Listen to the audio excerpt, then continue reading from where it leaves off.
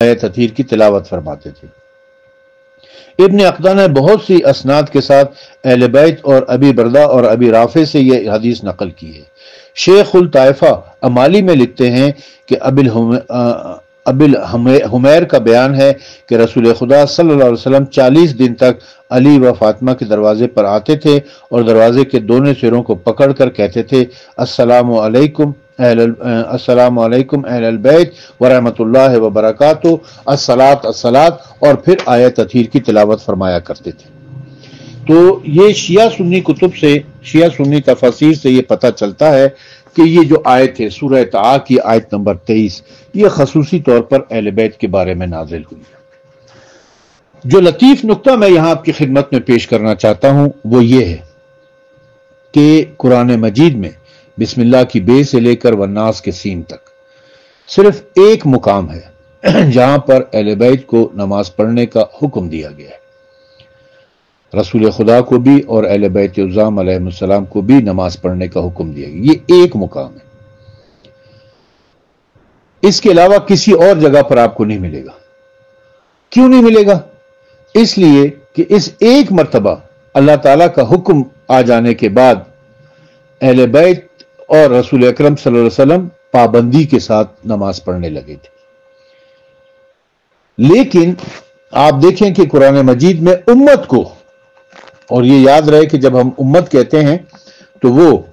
رسول خدا کے زمانے سے لے کر قیامت تک آنے والی امت ہوتی ہے، اور جب امت کو خطاب کرتا ہے اللہ تعالیٰ تو اس کے سب سے پہلے مخاطب صحابہ کرام ہوتے ہیں۔ سب سے پہلے مخاطب صحابہ کرام ہے، کیونکہ خطاب ڈائریکٹلی ان کے ساتھ ہو رہا ہے۔ اس کے بعد پھر جو ان کی نسلیں آگے آئی ہیں، جو صحابہ تابعین ہیں، تبع تابعین ہیں، اور اس کے بعد آج تک ہم لوگ ہیں، اور ہمارے بعد پھر قیامت تک جتنے آئیں گے ان سب کو یہ خطاب ہوتا جاتا ہے۔ پھر تو اللہ تعالیٰ نے قرآن مجید میں امت کو، صحابہ کرام کو کئی بار، متعدد بار حکم دیا ہے نماز پڑھنے کا۔ اب کتنی جگہ پہ دیا ہے میں آپ کو مختصراً صرف ان آیت کی نشاندہی کرتا ہوں۔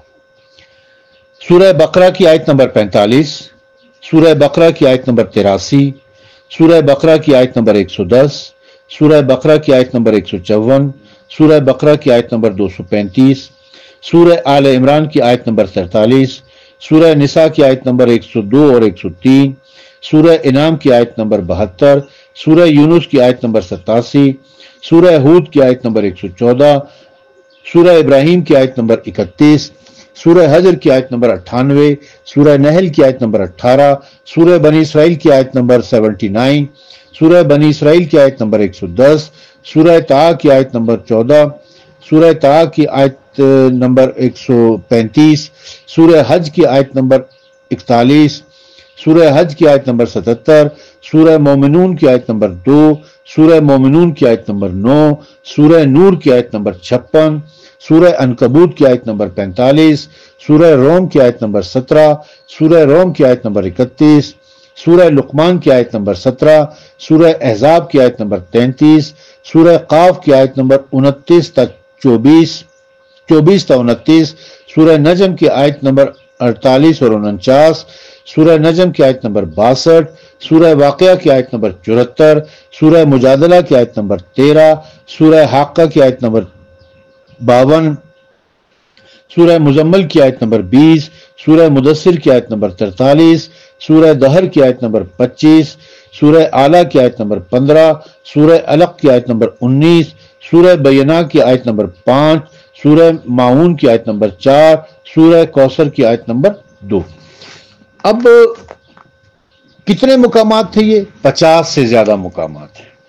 50 سے زیادہ مقامات پر اللہ تعالیٰ نے صحابہ کرام کو اور امت کو نماز پڑھنے کا کہا ہے، بار بار بار بار بار بار بار بار کہا ہے نماز قائم کرو، نماز قائم کرو، اقیم الصلاۃ اقیم الصلاۃ اقیم الصلاۃ۔ یہ بار بار کہنے کی ضرورت کیوں پڑی ہے؟ دیکھیں، ایک ٹیچر ہے جو کلاس کے اندر اپنے اسٹوڈنٹس کو تنبیہ کرتا ہے، روزانہ کہتا ہے اسائنمنٹ کر کر آیا کرو، اسائنمنٹ کر کر آیا کرو، ہوم ورک کر کے آیا کرو، ہوم ورک کر کر آیا کرو، ٹائم پر کلاس میں آیا کرو، ٹائم پر کلاس میں آیا کرو، یونیفارم پہن کر کلاس میں آیا کرو، یونیفارم میں کلاس میں آیا کرو۔ یہ بار بار جب ٹیچر تنبیہ کر رہا ہوتا ہے تو اس کا مطلب کیا ہوتا ہے؟ اس کا مطلب یہ ہوتا ہے کہ یہ ہوم ورک کر کے نہیں آتے اسٹوڈنٹ، اسائنمنٹ کر کے نہیں آتے، ٹائم پر کلاس میں نہیں آ رہے، یونیفارم پہن کر نہیں آ رہے، رولز کی وائلیشن کر رہے ہیں، تب ان کو ٹیچر تنبیہ کر رہا ہوتا ہے، بار بار کہنا پڑتا ہے تاکہ یادداشت ہو جائے ان کی، انہیں یاد رہے، ان کی اس چیز کی اہمیت اور افادیت کا پتہ چلے اور وہ اس کے پابند ہو جائیں۔ اہل بیت کو قرآن مجید میں صرف ایک دفعہ کہا کہ نماز پڑھو، نماز قائم کرو،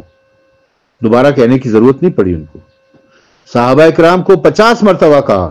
نماز قائم کرو، نماز قائم کرو، نماز قائم کرو، نماز قائم کرو۔